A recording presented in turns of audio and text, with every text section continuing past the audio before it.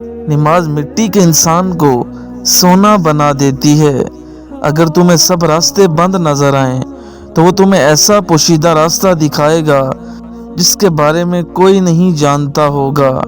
انسان دنیا میں کسی کام سے اتنا نہیں تھکتا جتنا رویوں اور احساس کی شدت سے تھک جاتا ہے۔ بستر سے اٹھ کر مسجد جا نہ سکے اقبال، خواہش رکھتے ہیں قبر سے اٹھ کر جنت جانے کی۔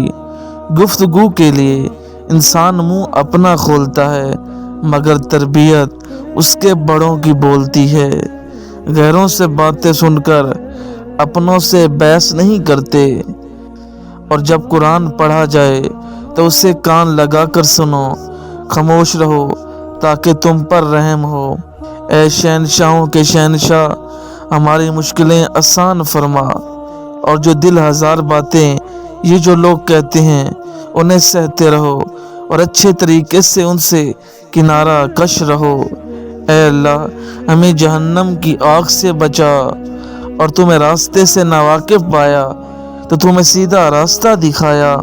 حضرت ابو بکر صدیق رضی اللہ عنہ نے فرمایا، اس دن پر رو جو تیری عمر سے نکل گیا اور اس دن میں نیکی نہیں کی۔ سکون اللہ کے قریب، اس کی یادوں میں، اس کے فضل سے، اس کے بندوں پر رحم اور خدمت کرنے سے اور اپنی خواہشات کے پھیلاؤ کو روکنے سے ملے گا۔ رب سے اور ماں باپ سے دور ہو کر انسان ہمیشہ پریشان ہی رہتا ہے۔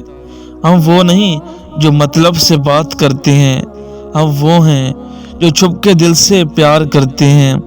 یا اللہ، فلسطین میں ہمارے بھائیوں اور بہنوں کی حفاظت فرما اور انہیں طاقت عطا فرما۔ بلا شبہ اللہ کی مدد قریب ہے۔ پیسے کماتے کماتے خود کاغذ بن جاتے ہیں۔ صرف بیٹیاں ہی نہیں صاحب، ہم بیٹے بھی گھر چھوڑ جاتے ہیں، اور جو شخص اللہ پر ایمان لاتا ہے وہ اس کے دل کو ہدایت دیتا ہے، وہ ٹوٹنے نہیں دے گا۔ صبر کا سلسلہ وہ کن فرمائے گا اور فیصلہ ہو جائے گا۔ زندگی آزمائشوں کا سمندر ہے، کسی سے لے کر آزمایا جاتا ہے تو کسی کو بے تحاشا دیکھ کر آزمایا جاتا ہے۔ بس کہیں صبر کی اور کہیں شکر کی آزمائش ہے۔ دکھ دینے والے ہزار لیکن سکون دینے والی ذات صرف اللہ کی ہے۔ منافقوں کو یہ خوشخبری سنا دو کہ ان کے لیے ایک دکھ دینے والا عذاب تیار ہے۔ رسول اللہ صلی اللہ علیہ وآلہ وسلم نے ارشاد فرمایا، اے عائشہ، جب تم شب قدر کو پاؤ تو یہ دعا مانگو، اے اللہ، تیرا نام معاف کرنے والا ہے، تو معافی کو پسند کرتا ہے، مجھے بھی معاف فرما۔ اللہ والوں کا ظرف ہے کہ تکلیف کا ذکر کسی سے نہ کرنا اور تکلیف میں بس سجدے کرنا۔ حقیقت تو یہ ہے تمام تر اختیار اللہ کا ہے، اس کے فضل و کرم پر رکھ نظریں، اپنے سجدے کا اعتبار نہ کر، تم چاہ بھی نہیں سکتے اگر اللہ نہ چاہے۔ ہر حال میں اللہ کا شکر ہے۔ جو پانی سے نہاتا ہے وہ صرف لباس بدلتا ہے، اور جو پسینے سے نہاتا ہے وہ وقت بدلتا ہے۔ جب عبادت بوجھ سے سکون بن جاتی ہے تو پھر رب سے عشق ہو جاتا ہے۔ جو اللہ پاک پر بھروسہ رکھتا ہے اللہ پاک اس سے کافی ہوتا ہے۔ اے ایمان والوں، صبر اور نماز سے مدد حاصل کرو، بے شک اللہ صبر کرنے والوں کے ساتھ ہے۔ حضور پاک صلی اللہ علیہ وآلہ وسلم نے فرمایا، جس نے میرے روزے کی زیارت کی اس پر میری شفاعت واجب ہو گئی۔ اے لوگوں، تم محتاج اور فقیر ہو اللہ کے در کے، اور اللہ وہ ہے جو بے نیاز اور لائق حمد و ثنا ہے۔ مذاق تو وہ ہوتا ہے جو برا نہ لگے، کسی کا دل چھلی کر دینا مذاق نہیں ہوتا۔ اب صبح شریعت کی کبھی شام نہ ہوگی، جاگا ہے زمانہ علی اکبر کی اذان سے۔ اللہ کے رسول صلی اللہ علیہ وآلہ وسلم نے فرمایا، اللہ پاک تمہاری توبہ سے اتنا خوش ہوتا ہے جیسے کوئی اپنی گم شدہ چیز کے ملنے سے خوش ہوتا ہے۔ یا اللہ، آج جمعے کی نماز میں جتنے بھی آنکھ تیری بارگاہ میں اٹھیں سب کی دعائیں قبول فرما۔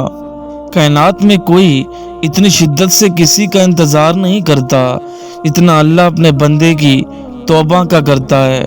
یقین کرو جو اللہ کا ہو جاتا ہے اللہ اس کا ہو جاتا ہے۔ یا اللہ ہماری نمازوں کا ایک ایک سجدہ قبول فرما، آمین۔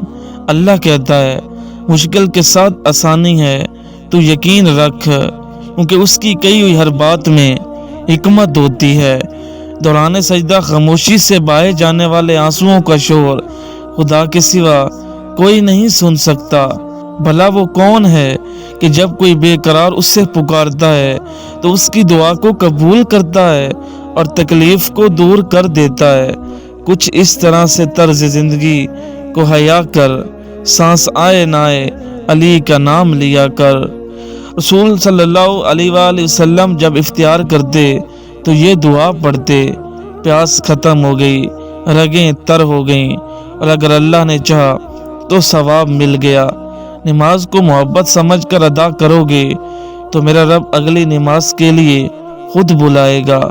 اللہ خیانت کاروں کو دوست نہیں رکھتا۔ پریشان ہو، یقیناً تم نے قرآن اور نماز چھوڑ رکھی ہوگی۔ خوبصورت مقامات دیکھنے کا شوق ہے تو عبادت کثرت سے کریں۔ جنت بے حد خوبصورت ہے کیونکہ وہاں ہمارے پیارے نبی صلی اللہ علیہ وآلہ وسلم ہوں گے۔ جنہیں سب چھوڑ جائیں نا انہیں رب تھام لیتا ہے۔ یقین جانو شیطان تمہارا دشمن ہے، اس لیے اس کو دشمن ہی سمجھتے رہو۔